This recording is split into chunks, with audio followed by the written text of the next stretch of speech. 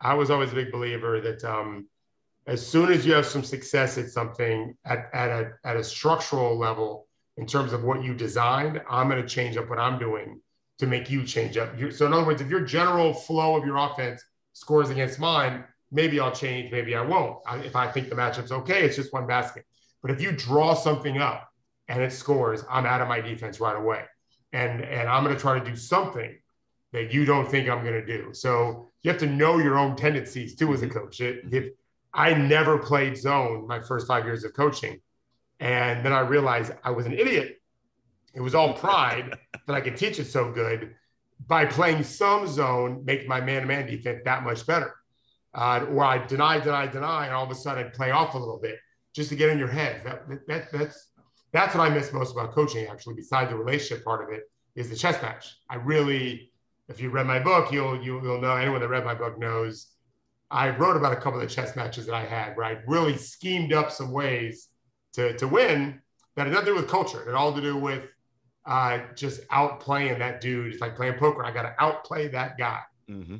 And that's the playoffs every game. Absolutely. Yeah. So it's funny, you just mentioned the word culture. A team that has some interesting culture around it is the Phoenix Suns. And our fearless leader, Henry Abbott, published a little quick piece this morning, which, is sure going to get the internets and his phone a buzz. So, Henry, let's play that Robert Sarver video. So let me give you a little context first. Robert Sarver, the governor of the Phoenix Suns, he was this past spring attended the memorial service of one of his partners, who was a part owner of the team, and he had some interesting comments to make at this funeral service that were just something. So Henry's going to play the video now. The article's amazing too. Dick, that was right about when he bought the boat. The boat was a bordello. I mean, let's just be honest about it. The boys used to park that thing off the beach there in Cabo. There was what was that? The office. They parked that thing off the office in Cabo, and they'd come in and bring them back. And of course, Dick took great pleasure in knowing that he could get the girl before you guys could. I mean, he really took pleasure in that he could outmaneuver you guys. But I remember one time we had a little boat in San Diego, and I'm driving with the family and the kids. My kids were like maybe 8, 10, and 12. We're driving in the harbor. We passed Dick's boat. I stopped and go, "Hey, I'd never been on the boat." "Oh, come on." So bring the kids on board. That was not a good idea. Start walking around. It looks a little wild. There's a lot of people on there, a lot of drinking. I think, take a look around. So I bring the kids in. First room I open, there's 2-on-1 going on. I think it's probably a good idea we get the kids off the boat. So we got off the boat. Never went on the boat after that. Yeah, I mean, wow. I don't even know where to begin, because that's just one of those things where you're at the memorial service for someone who is a friend. So you are obviously not only amongst his family, but you're kind of amongst mixed company. And that is not a story that I would tell, or that anyone should be telling. And why we find this interesting is because, as you guys know, Henry's been doing a lot of work on the money coming into the NBA, the ownership class, and the various groups. And this is the type of seedy behavior that we see amongst these guys, and it goes deep. If you've read any of this Henry's Billionaire series, which I encourage you guys to all read if you have not already, I mean, this idea of power and sex kind of go hand in hand with these guys, and it's dangerous, right? These are the type of people running NBA teams. Henry, I know you want to jump in here and share some thoughts from this video. I mean, it's just, Coach, you had something interesting to say off air about it, but it's wild. Like, this is, yeah.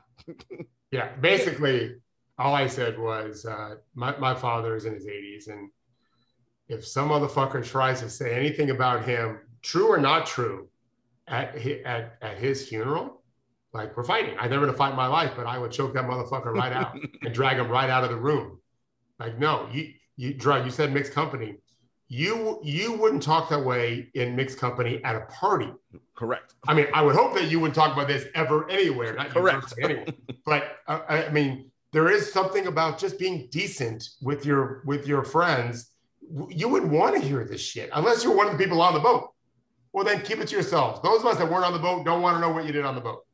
So the mindset is what I think we're all intrigued with in a horrible way. Like, who are you to do this? Henry's got some thoughts.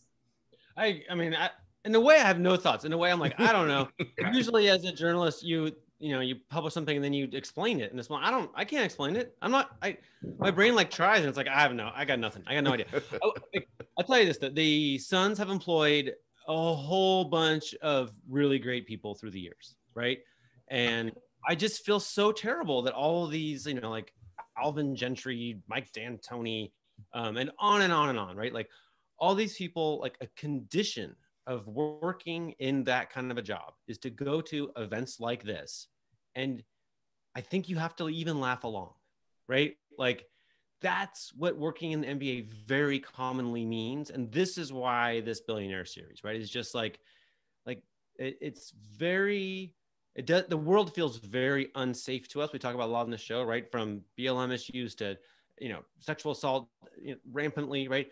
How many sexual assaults did he describe in this video, right? The world feels incredibly safe to billionaires, right? Mm-hmm. This is the least appropriate possible forum for this kind of forum, and not a care in the world. Not right. In the world. It's way too safe, and that is not unique, right? This is why it's a little worrisome. Like the qualification for getting into this club is just extraordinary wealth. And it's a pretty weird bunch of people. It's weird and getting weirder. For sure. And as you know, and I've said numerous times, the amount of people, first of all, for the billionaires in the world is a small percentage. The amount of people with the money to buy teams, right? We get smaller and smaller and smaller. Anybody who acquires that kind of wealth, as I say over and over, at best, you do some shady shit. At best. At worst, you do despicable, deplorable things, right? That's the only way you acquire that amount of money. And then you traffic with people who do also similar things, right? This is that world. Sex, power, drugs, arms dealing, like it's all, and they all do it with each other, right? And they all got the dirt on one another. And when you draw the lines, as Henry's, you connect the dots as you do in your billionaire series, you don't got to go too far before you find, oh, look, there's Ghislaine Maxwell. Oh, look, there's Jeffrey Epstein. Oh, look, it's not 6 degrees of separation, usually 1 or 2, and you find the people who aren't good. Yeah, I don't know much about Robert Sarver's business history, and who knows? But I know that it's like you say, it very commonly is way trickier than you think. It's seldom a case of just being really good at customer service or a lot of tractors. Right? Like it's usually some kind of leveragey power play kind of thing, and I think we used to just think that was just how the world was. And if you meet a billionaire, you just try to get a job, right? And I'm wondering, like, is this person qualified to run the most elite basketball league in the world? Like, is this the person you pick? Like, how are we drafting where we end up with this pick? Like how is this the decision maker? This is Adam Silver's boss. You know what I mean? Yeah, correct. Also, like, just in, we did a fair amount of work to just verify it was him in the video. One of the things I did was just watch him in other videos. And the first one that came up was him going on a business show. I forget what, CNBC or something, basically saying that, no, not to worry. He was pretty sure that there weren't more injuries this year and there was nothing to worry about with the condensed schedule. And that's all. I'm like, why do we care what this man thinks about Giannis's knee? Right. Like, yeah, it's bananas. What medical degrees do you have, sir? There's a saying, I know you guys know, but at my advanced age, I have friends who are in this realm where they talk about fuck you money, right? This is literally what that means. That's what it looks like. When you have fuck you money, you can talk about very blue sexual stories regarding the man who died at his funeral. That's what fuck you money does. I never had defined it that way. Now it's defined that way. But I want to point this out. So we talk about culture and strategy for breakfast. Obviously, we see what's going on in Phoenix, both with that and the success of their team. Monty Williams deserves double his salary because what he did, right, what he has done with that team, knowing the hurricane going on behind the scenes, is beyond remarkable. And very good men, to include Alvin Gentry, who did well when he was there for some periods of time. Very good men failed, right? Some spectacularly, some just a little bit. Monty hasn't failed. In crazy season that he's had and all of that, he has managed to steer their little boat through an absolutely horrible hurricane, and he deserves twice the money he's being paid. Whatever he's getting paid, he deserves double. By reputation, the most devoutly religious Christian in the NBA. Monty Williams, yeah. So I wonder how that works for him hanging out with Robert Sarver.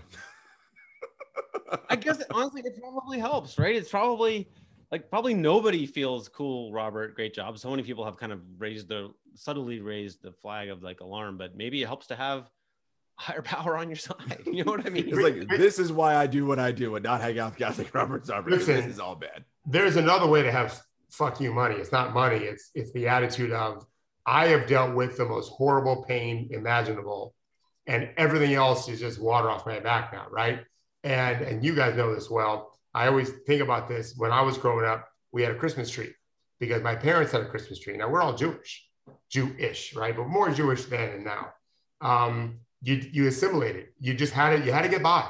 You had to be, and if you didn't, there were more risks. Well, Monty Williams, as a black man in any business, knows full well how to assimilate. So he knows how to do just enough to make sure Sarver says, fuck this guy, I'm firing him. And he knows how to do it with holding his nose without you knowing he's holding his nose. And I do think religion, for him anyway, probably played a part. He carries himself. I mean, there's plenty of very professional men in the NBA. He's right there on the top of the list. If you know him and see him, as professional as you get, and Robert can't touch him. As dirty as Mr. Sarver is, he can't touch Monty Williams. And my question of Adam Silver is like, okay, Donald Sterling was too much, right? Yeah, but this guy, yeah. Like what? How much? I mean, it's a real question. I don't pretend I know how to run the NBA. I bet it's a really hard job. But like, how much should Monty Williams put up with? And at what point is it too much? At what point do you go to HR, right? And just say like, I'm not doing it anymore. Like, and if he says that, is Adam's position, well, you don't get to work in the NBA, not for this guy, or his position, like, we'll try to make your workplace safer. You know, is that a thing that the NBA is policing? They have policed it here and there, but I don't know how well. There's another part, not in the video, but if you read there's more to this. With the transcription of it in the True Post, which is free. But there's a whole thing about Dick Heckman's boys, I presume that means his sons, sleeping their way through the dance team. That's an employment issue, right? Racks. There's a joke. I don't know if it's true or not, but there's a line about, I mean, this is all just disgusting, but like ejaculating into Steve Nash's sock in the locker room. He spoke about that. Like, that's what I'm saying. Yeah, I know. Like, I'm just making clear. This is like hey, Adam Silver, is the NBA a place where you just might get a little jizz in your sock and that you just roll? Right. That doesn't sound like a place that I want to work in. No. Yeah, it is. Obviously, it's considering all that's happened in Phoenix now, and actually in the state of Arizona, it's a separate thing. But you know, we should be really excited for Monty and for Chris. And what Robert Sarver has done now doesn't mitigate my enthusiasm for that whole franchise, you know, players wise and coaching wise. But there's a spotlight on it right now, and this is what you get. I think they say like there's a business book, I forget what it's called, but basically it's like, you know, what is the problem? Like you're supposed to like define what is the obstacle you're overcoming. Right? If you're climbing Everest, you should know the word Everest, right? Like I think that we should know in the NBA now, very commonly the problem is the billionaire. Yeah, for sure. Right? Like Monty and Chris and, you know, Devin are overcoming Western Conference, you know, the Bucks or the Hawks, and Robert Sarver, right? Like if you're a Suns fan, I'm not like a couple of the reactions early were basically like, hey, can't you just let us have a fun moment? Like we just had the best moment of franchise history. Can you just let us enjoy it? And I kind of feel like, yeah, I can let Monty enjoy it. Yeah. I can let Chris enjoy it. But like, I think that, I don't know why Robert Sarver bought the Suns, and maybe it's just for fun, but sometimes people buy an NBA team to launder their reputation, right? That's happening. That's why we have this video now, is because people who know the Suns really well, who are in that inner circle, are worried that with a championship, Robert Sarver will succeed in becoming like a person who gets a TV show, or hypothetically, but like he'll be seen as like a reputable man. And it's so close. It might happen. He took the mic for a long time after winning the conference finals, which is exactly why this video leaked when it leaked, is because people who are close to him are like, we can't create a monster here. People need to know more what it's really like. And you are right on, Henry. And the timing for this video is perfect. As you said, look, this is just a new way of, in a way, billionaire philanthropy, right? Anytime you see these guys put their names on buildings and whatever, right? It's just to Henry's point, launder their reputation. Like the Koch brothers have a breast center here at Memorial Sloan Kettering here in New York City, right? Oh, what a wonderful thing. They care about women with breast cancer. They probably don't, okay? It's just a nice way for them to say, look, we do wonderful, good things with our money, but we're really not good people, right? And this is the idea. You want to make sure that you know what these billionaires are really like and what they're about. And generally what they're about are terrible things that only enrich themselves and their friends at the expense of everybody else, including us. And so I'm glad you're doing stuff like this, Henry. Keep it up. Oh, it's so fun. otherwise, I mean, I thought of it this way. Yesterday, when Trump's attorney was talking about, the charges brought up against his CFO, and his attorney, who was a well-spoken, intelligent guy, talked about how there's all sorts of financial crimes being committed all around this little city we're in right now. We know why they're going after this guy. And then he also said the Trump company is comprised of waiters and waitresses and maintenance men. And he gave a very lovely speech about that. I'm sure he's right. I don't think they're being paid very much compared to the executives. That's a separate story. But my point is, the journalists are going to go after those people in spotlights, especially if they're politicians. If you want to just be a filthy, corrupt businessman, you have a way better chance of never having been written about if you don't decide to run for office. But we don't have that same thing in sports. So had Trump decided, instead of running for president, to buy an NBA team, I think he could do whatever he wants and nobody would say a word except for True Hoop. And that's why I love Henry for what he's doing, is he's holding you accountable no matter what position you are. If you do these things, we're going to cover it. Well, think about that argument, David. Like, this is like saying, yeah, my guy robbed a convenience store with a gun on video, but there are a lot of robberies. So, right. Like, and they're robbing bigger stores. You have to be extremely entitled to even think of that argument. Yeah. Right? Like, I mean, it's a different level of normalizing to have a lot. One kind of normalizing is it happens a lot. Another one is it happens a lot, and we're before the judge, and we're describing it fact by fact, and we pass. No, that means we don't have laws at all. That argument works, right? You're like, yeah, we did all that stuff, but come on, and actually, as I've been I spent the better part of 24 hours sort of mentally processing this video in advance of publishing it, and I'm like, I think that there'll be some different reactions, but one of them will be, it's normal.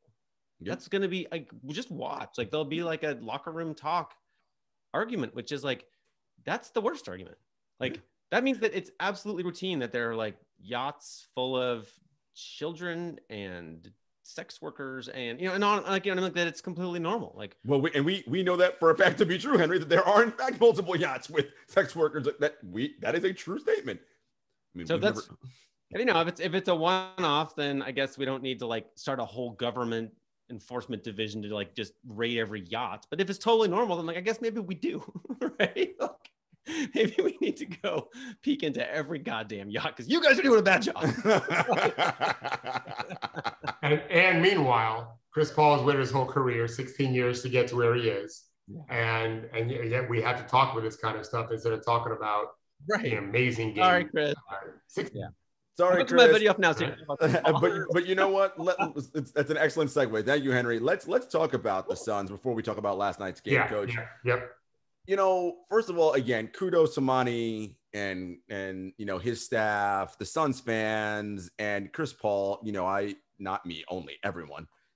I call him the point guard. It was such a wonderful game 6 for him to have, particularly down the stretch, Coach. I just enjoyed watching him in that third quarter. And it goes back to my video about seek and destroy. When Ty Lue left Boogie Cousins out on the floor, Chris is like, oh, this is what you want to do? Got it. Every time down the court, he's like, I'm going to get DeMarcus into space. Not necessarily because I want to shoot, just to get him to have to guard in space. Because I know him guarding me in space is advantage us, right? Maybe it might mean a pull-up jump shot. Maybe it might mean I'm going to get by. Someone's going to draw to me. I got a wide open person for a dunk or a 3 or what have you. But the way he just masterfully controlled the game, and I believe he had 0 turnovers yet again in that game. Did he have 0? I believe so. So 41 points, 8 assists, 0 turnovers. Yeah, he's a savant. He understands the game so well.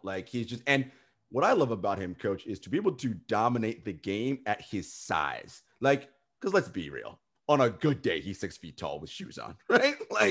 He's a little guy amongst these giants and is still able to do what he does. And in year 16, to finally make the NBA Finals, which proves something we talk about all the time. Guys, it's hard to win in this league. Really, really. And Chris Paul, if you look at all the advanced numbers, win shares for 48, this dude is a top 5 guy. But winning at that level, really, really difficult. So kudos to Chris Paul. Yeah, I think I read today, Zach Lowe has an amazing piece today. In fact, I texted with Zach this morning about it because I sent it to my son, because Chris Paul does a lot of things that any aspiring young player should be focused on. I think he's number 2 all time in clutch plus minus, which is a pretty valuable thing to have. And it's not like he's been the 4th best player on these teams. He makes the right read, typically. What I've thought about game 6 was, I don't always get this, but I got the sense watching the game where Chris Paul thought, all right, if we're going to lose my way. I'm shooting this bitch. I'm getting after it. And that is not easy for little guys to do. Not because they're little, but because as primary ball handlers who are old school point guards, like Drew Holiday's having this issue. He didn't last night. Big reason why they won. He had a monster game. Is they want to make sure everyone eats. But last night or 2 nights ago, Chris Paul needed to be the one to eat the most. And he did. And that's, for whoever plays them, that's not a great sign for them. That Chris Paul is really, because I think in years past, there's been times where he needed to do that more. His clutch numbers are great. They'd have been better maybe if he was a little more assertive for selfish reasons. But I think as challenging as he can be as a teammate, he's also always willing to make the right pass. And there's real value to that. His brain is faster than almost everyone. So he's processing things at such a ridiculous speed. He definitely, he isn't their best player. He sets a great tone. He's super experienced. He's super smart on the court. And I think he trusts Monty a ton. For sure. I do. I think he trusts Monty a ton. And it's such a valuable thing. And I think Booker can be belligerent. And so I think it's harder for Booker to be belligerent towards Monty when he sees Chris Paul and Monty on the same page as well as they are. So I favor them over the Hawks and the Bucks if Trae Young and Giannis aren't 95%, which means very, very likely the Suns are the favorites. I'm sure Vegas will do the same thing. But by no stretch of the imagination are they just going to cruise. No. Unless Giannis and Trae just can't play. And right now it looks like it's going to be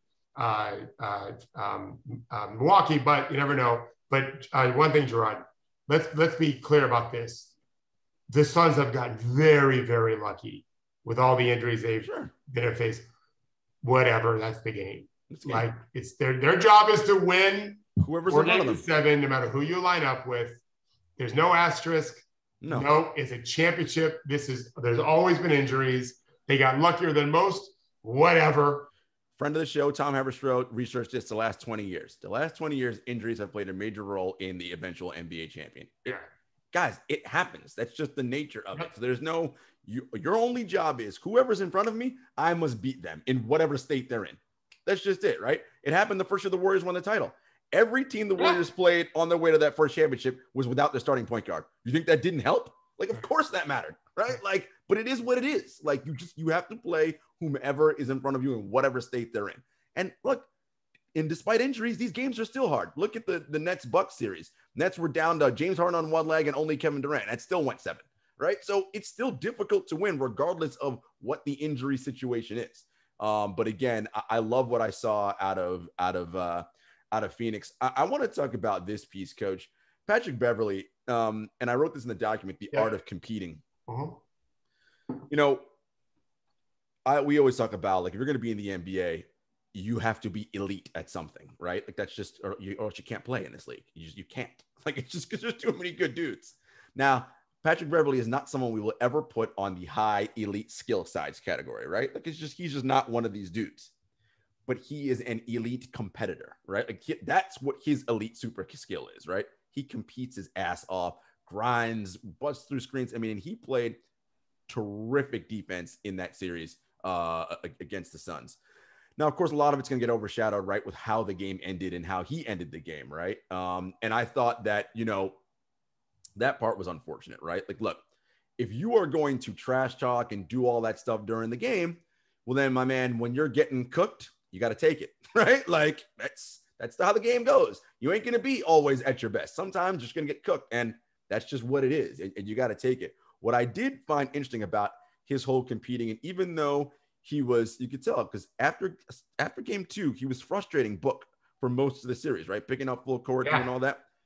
But it never got Booker out of rhythm and doing what he did and got him to retaliate and get down to Pat Bev's level, right? That's ultimately what Pat Bev wants to do, is to get you to get angry, throw a punch, do something out of character for you, get you a tee, and get you tossed out of the game. He never bit, right, and took the bait and just kept playing his game, miss or make. He just kept doing what he did. And eventually when Bev fell out, you know, he got tossed out, he did what he wanted. And I thought that was a nice sign of maturity from Devin Booker. He's only 24.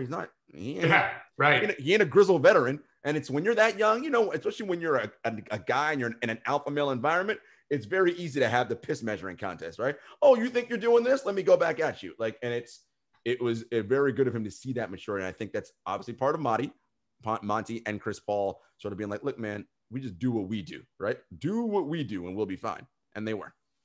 I mean, the margin for error is too small. You just, most guys aren't good enough to get caught up in that, which is why Pat Bev and a lot of guys, you know, like to talk shit. It also gets themselves fired up. Like some shit talkers like to do it because it gets them all motivated. I thought the Clippers really ran out of gas. They did.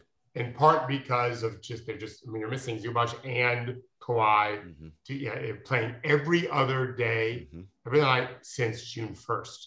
This was June 30th.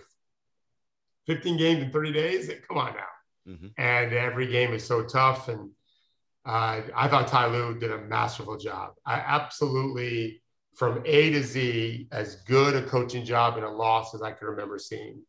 To win 4 games against the top 2 teams in the West without Kawhi. Yeah, that's huge. It's fucking amazing. Yeah, right? the Clippers were great. And I know Ty Lue, I mean, we can't sing his praises enough. What a hell of a job he did with his execution and with everything and the lineups. And again, Ty Lue's thing was like, is this going to help us win? Okay, I'm doing it, right? Like that, those are the buttons he kept pushing and moving and kept telling his guys to believe. In one of the last huddles of that deciding game, he said to his team, look, if we do what we do, they can't beat us, right? Like, when you're hearing that as a player, even when you're dead tired, it's got to inspire you. Like, even when it's not true. Right. That's John Chaney. Are you buying what I'm selling? That's the big thing in his book, Winning is an Attitude, is as a coach, that's ultimately the phrase. Are you buying, meaning me, the coach, are you the player buying what I'm selling? And I think the Clippers did. I think the Clippers did. For sure. And, but the Suns are where they are. They've earned it. And they have a real, I mean, if you're a Phoenix fan, you're thinking, like, unless Giannis is the freakiest freak of all time, right, in terms of recovery from a pretty fucking hyperextended knee, like, we're beating that team without Giannis. You're feeling good. You got to be feeling good. And Greg brought up in the chat Devin's special needs sister. What I think is interesting there, Greg, is that in the post game, and Chris has said this all season, one of the big reasons he came here was because of Book, right? As Chris calls him, that light skinned guy over there. Is that what he says? Yes, that's what he says. And Book and Chris says Devin's the oldest 24-year-old I know, and there is something very mature about his game, and that's Chris Paul saying that, who was he was the old man when he came in the league, right? Like just how he carried himself and did that, right? So I think there is this maturity to Book's game. And I think, the casual NBA fan who's going to tune into the finals, I think they're going to really enjoy this Phoenix Suns team and really get a chance to see Devin Booker. And, we haven't even mentioned DeAndre Ayton, who, my God, what a fantastic postseason this young man's having. And again, we're not saying that he's better than Luka, but tell the Phoenix Suns that they were wrong to take DeAndre Ayton and not take Luka Doncic. Yeah, no, I've been writing that all on my Trey. You're totally right. Hey, Jarod, where do you rank Chris Paul in the list of point guards? Yeah. And then list of let's just call them small guys. Smalls. Okay. I think in terms of smalls. So it's a short list. So Iverson's on the list. Isaiah Thomas on the list. Yes. Bob Cousy is not on the list. No, Bob Cousy ain't there. He had a great career, but he can only do the right hand. Right. We're not even really close. No. Zeke, AI, and he's 6'3", but I'll put Steph on the list because he's technically, although he's not that small, but I'm going to put Steph in there too. And Chris. So on that list, with those four, my God, obviously you got to say Steph's the best, but like, man, pound for pound, what AI and Chris and Zeke get out of their bodies, because Steph's like a broader, thicker guy than those other three. To get what they get out of their diminutive bodies is incredible. I was an enormous Isaiah Thomas fan, even when he went to the Pistons, because I was a Lakers fan. Because he went to the Hoosiers and Indiana, and I watched him win his title in '81. My high school coach I had an Indiana Hoosiers hat on. I had one of the hell of a time. All my pictures of my school, I have a Hoosiers hat. Very embarrassed about that now, but that's what I was then because I'm my head coach. And Isaiah was. I watched it live that one ankle game. He's a killer. He was a unbelievable killer on both ends. Just come on. Yeah, I thought about Tiny. I think Tiny was more on one side of the ball. Yeah, I don't think he was the defensive player that these other guys. But man, he could score and dish. Amazing. Yeah. Woo! My There's only two players in NBA history that have scored 20 more points in a game on one made field goal, and I know this because one of them is one of my kids, Kevin Martin, in Orlando, with 1 of 8 from the field and 18 of 20 from the line or whatever it was. But Tiny Archibald did it first. That tiny little guy. And supposedly when they didn't call fouls. He went to the free throw line enough time to make 18 free throws. Yeah. But yeah, Chris Paul is right there. In overall point guards, I got Magic number 1. Yeah.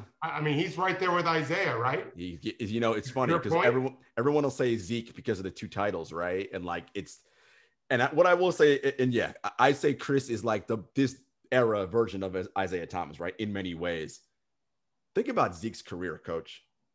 To win 2 titles in the era he played in, he had to deal with the Celtics and Lakers dynasty, right? Those good 76ers and Hawks of the 80s, and then hold off the Bulls charging behind, which took over the 90s. The Pistons were in a very odd sort of period.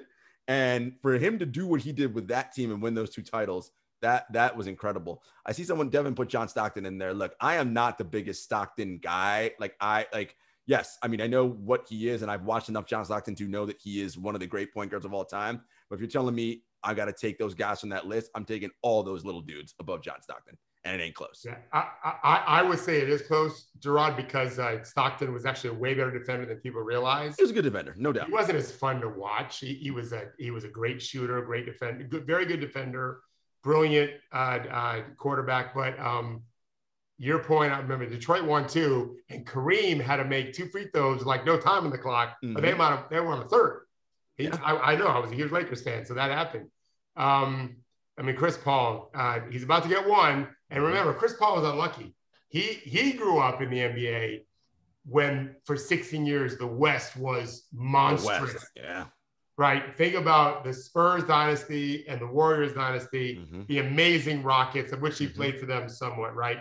The Clippers had some good runs. The Lakers with LeBron last year, Dallas with Dirk.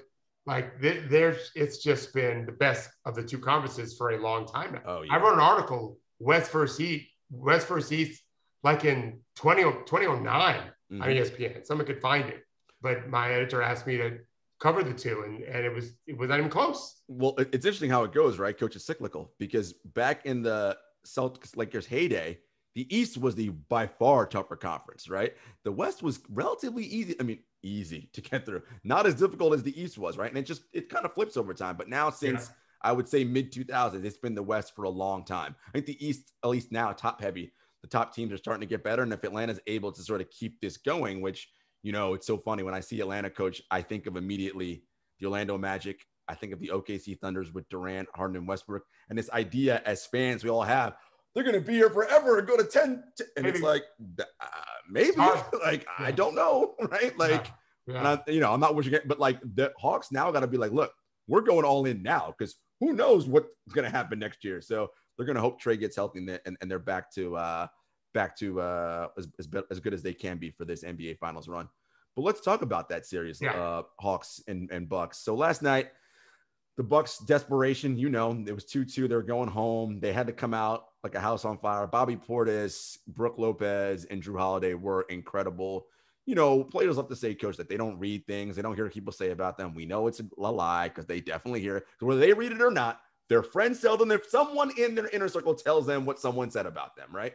And these guys, I'm sure, have been hearing about, with Giannis, he got no chance. I don't know what Brook Lopez is doing. Is Chris Middleton a max guy? Like all the stuff. And those guys came out and they played well without their guy. And now it's 3-2 going back to Atlanta.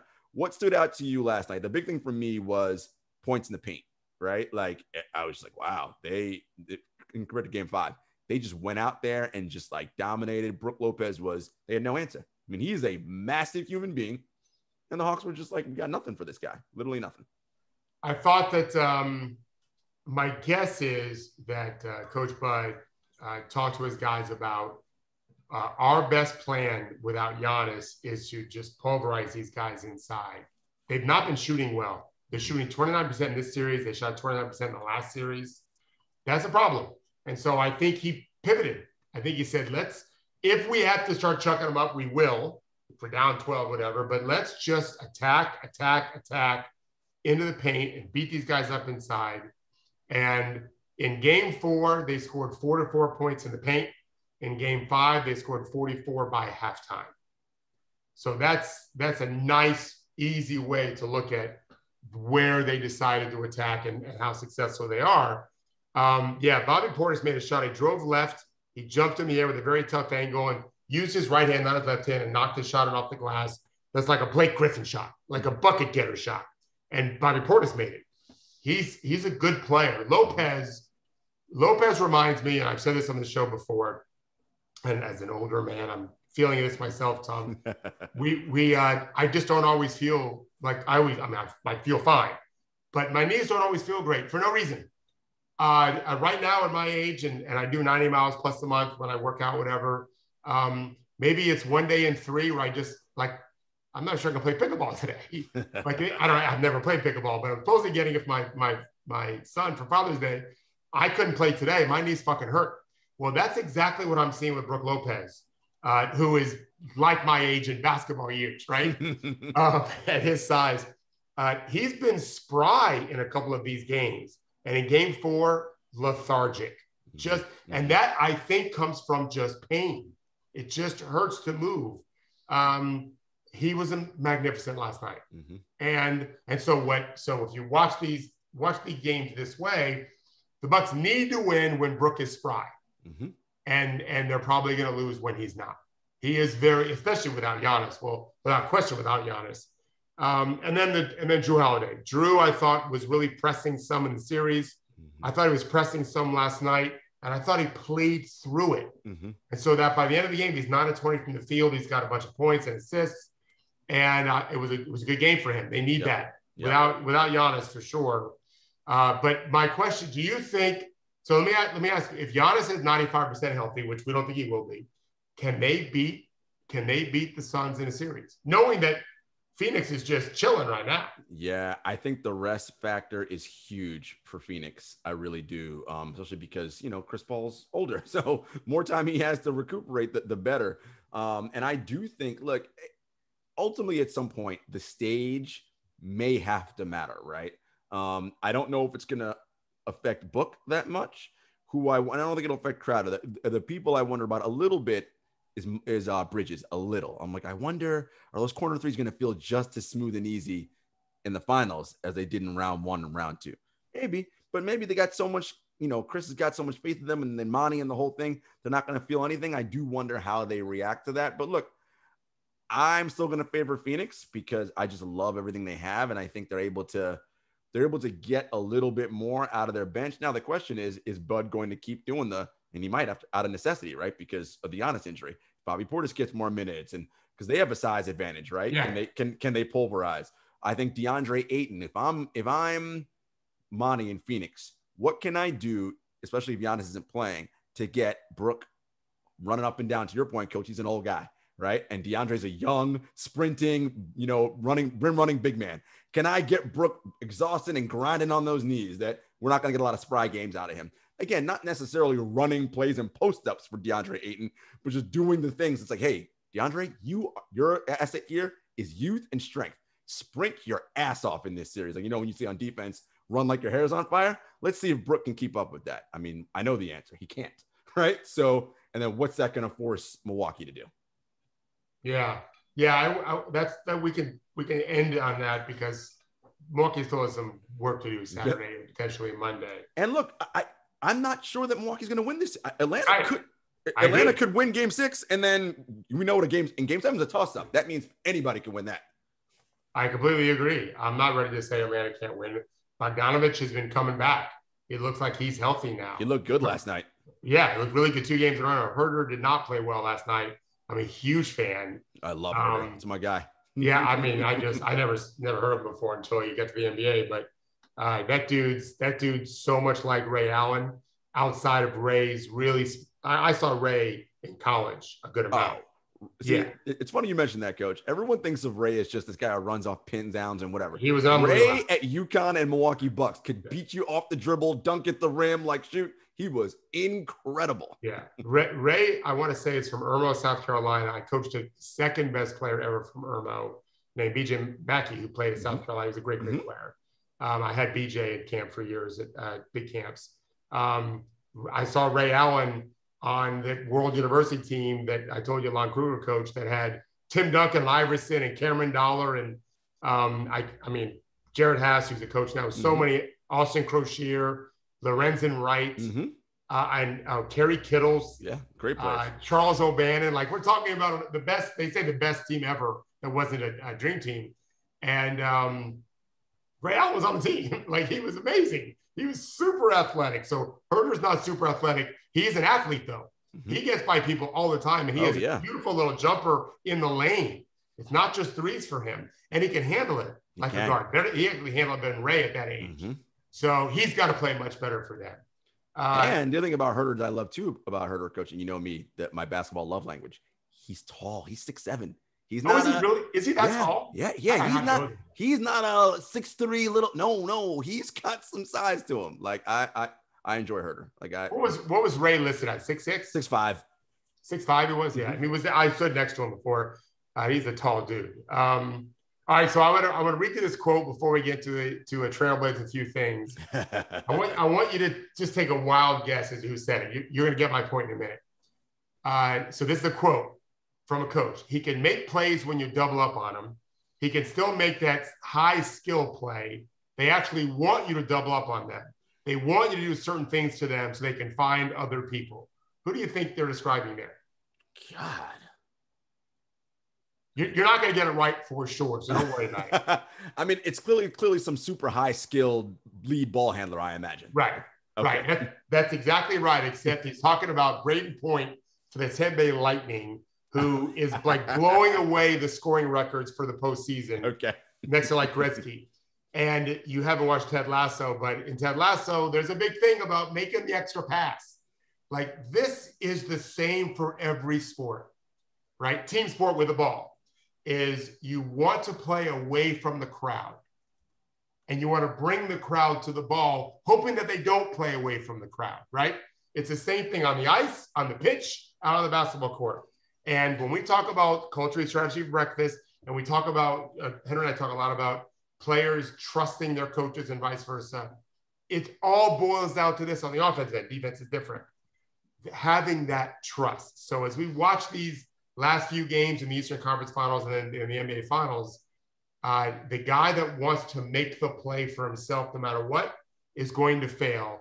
And the guy that's going to make the right play, period, has a way better chance to succeed. So I just wanted to, this is the Stanley Cup Finals for the Lightning, and now we're in the NBA Finals pretty much for the NBA. Yeah, it's a lesson they have to learn. All right, that's Chris Paul. That's Trae Young, right? Like just and again, I'm so impressed, Coach, by Trae Young's ability to read the game and make the right play. Oh, I see they're sagging. I know what to do. It's like, and it's quick, right? And of course, Chris has got the institutional 16 years of that in his brain. It's just simple. Access one, got it. I know what they're doing here. It's a beautiful thing to watch when you watch those guys in slow-mo.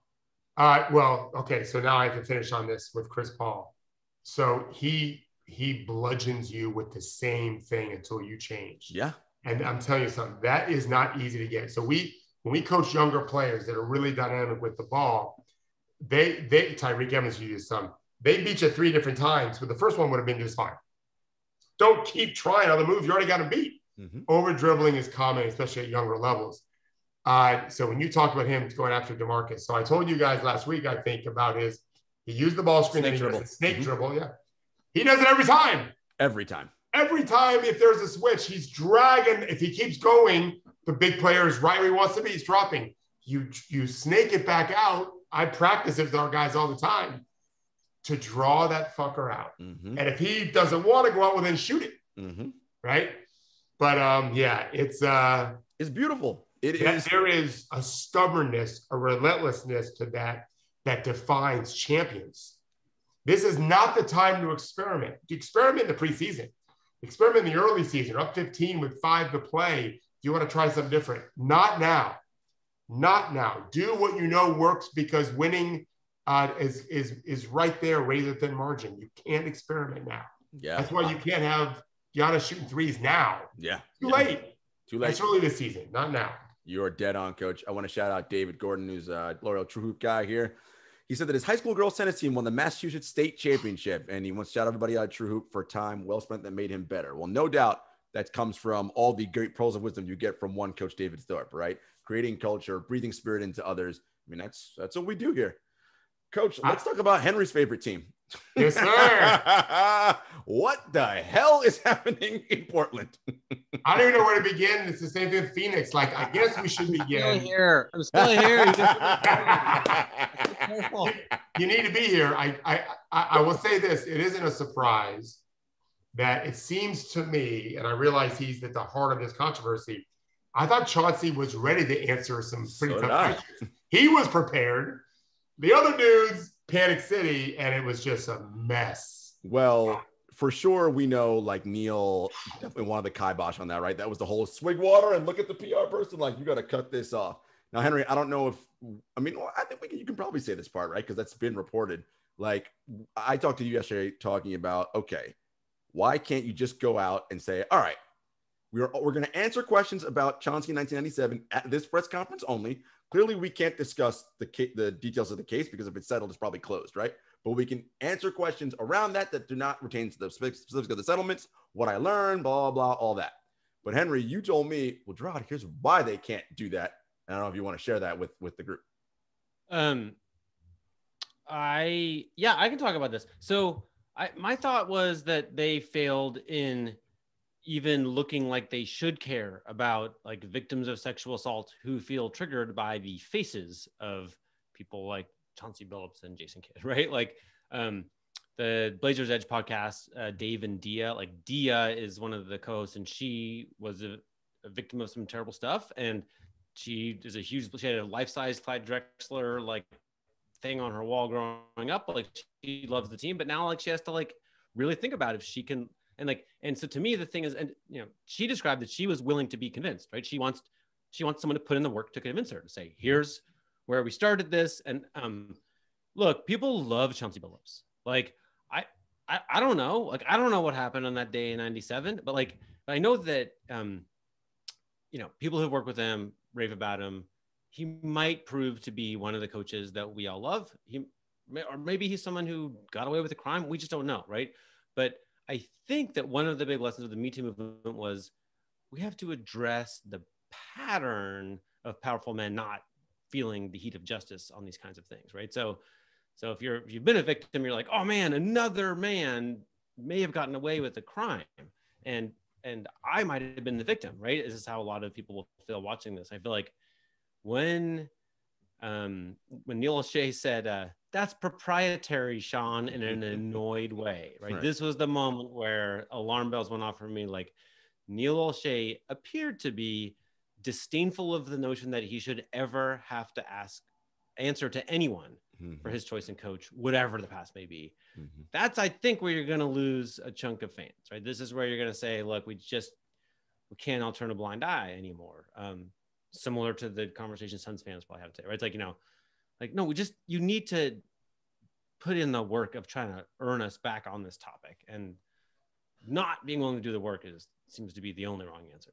Yeah. And then you, as a league, the NBA then has to be clear about, okay, we actually are taking this seriously, and we are going to be serious about this in these settings, which also means they have to open up their closets. And we know through the history of this league, there's a lot of dead bodies and skeletons in there that they probably don't want coming out, because right? I do think like, I mean, if Chauncey Billups had answered that question and had a sort of soul searching look back with his daughter sitting there, right? His now wife was his then girlfriend. Like, if he were to explore this, like, he'd be the first. Yeah. Right. I don't think we've had that in NBA history, but we've had a ton of terrible allegations. Like, is there a team in the NBA that doesn't have somebody on this list of people who's had a little probably not. Probably not. There've been so the Blazers playbook is everybody's playbook. It just looks particularly bad right now, right? That's all. The Mavericks hired Jason Kidd with a lot less drama, right? Like, it's true. Yeah. And the Mavericks have their own history of, as a team, sexual assault, right? Yeah. So, yeah.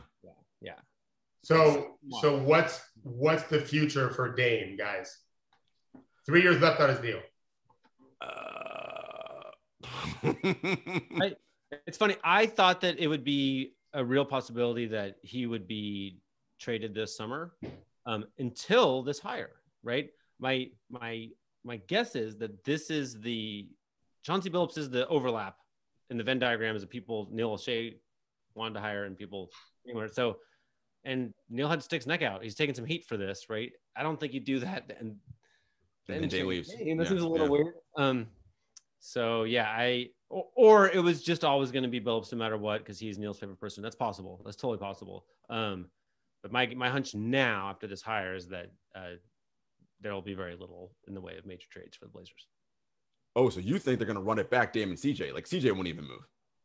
I mean, for the right deal, anybody would move, but they told the players that they're not going to trade anybody. Like, what Henry believes, because he told me this and it's super smart, is we think our problems were mostly because of Terry Stotts, and so we're changing Terry Stotts. Let's stay healthy, which has always been an issue there, right? And we'll be much better. I understand that. I do, and I don't think that the Blazers can't be a better defensive team than what they've been. Right. I do think it requires Damian Lillard to take defense more seriously. And CJ. Yeah. Right. And CJ. Yeah. So, and I don't think they're the best argument. That's an argument for Chauncey Billups as coach, right? Like, he was starting guard on that Pistons team that beat everybody up. Guarded the fuck out of you with Larry Brown. Woo, damn, they guarded. Yeah. Good Lord, they guarded. And Larry Brown is now with the Pacers. Oh, yeah. Well, I know that Lloyd Pierce is going to be the lead assistant with Carlisle in Indiana. But Larry Brown somewhere. He's somewhere. I forget where. Devin, use the Googles, my man. Larry Brown went somewhere. Who's a year older than my dad, and I don't love Larry Brown, but I love that he's still going to be coaching in his early 80s. I remember those Pistons teams, Coach. Those NBA finals were rock fights. The final score was in the 70s. That was ugly basketball. Yeah. Ugly. Well, there's one thing, though, that it strikes me as very important. And actually, there was a little basketball talk. You watched the whole press conference, and Billups talked about using Nurkic as an axis with the ball more, and Dame and CJ moving without the ball a lot more. I remember Joe Dumars telling me, I'm like, why did you pick Rip Hamilton and Chauncey Billups? As they kind of plucked these two guys out of nowhere. And he said, because they're both can be extremely effective without holding the ball. There are players who can possess the ball for like a microsecond and make stuff happen. And like, that's what that offense was about. And to me, I'm like, that's actually, Neil is handling this issue as poorly as could be imagined, but he's like basketball smart, like I think that's, he traded Gerald Wallace, the cadaver of Gerald Wallace for the pick that became Damian Lillard. Like he's not an idiot, and they're, they are a well-run team. Like they used to be Jailblazers. There's none of that now. Yeah. None of it. Well, and Henry, let's be honest. The gamble that Neil and every other GM makes is the basketball is all you people really care about. Like you don't care about this other shit. So, right? Like, sexual assault. Well, I like how you put it. That's the gamble. Right? But you don't care about that. To be clear on Henry's point, offense wasn't their problem. They were number 2 in the league last year. In the greatest offensive season of all time, they were number 2. I agree with what you said. And you and I have talked to this, Henry, about the way they could play with Nurk in the middle of the floor, kind of a pinch post guy. I'd love it. They've got a guard. They got a guard. They were 29th in the league. So the second best on offense, second worst on defense. That is what you got last year. I do think I agree. The gamble is that America is always going to be what it always has been, which is be able to look the other way when it comes to this stuff. It's a gamble, whereas 10 years ago wasn't a gamble. 20 years ago, it definitely wasn't a gamble. It was low-hanging fruit. I think now I'm not so sure that this NBA can thrive when you've got this undercurrent that's happening more and more. I hope not, anyway.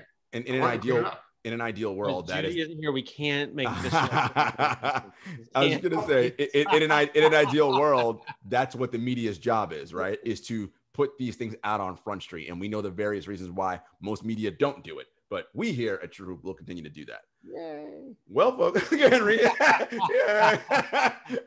And he's saying it like that because he's like, please, I can't do anymore. These people are coming after me.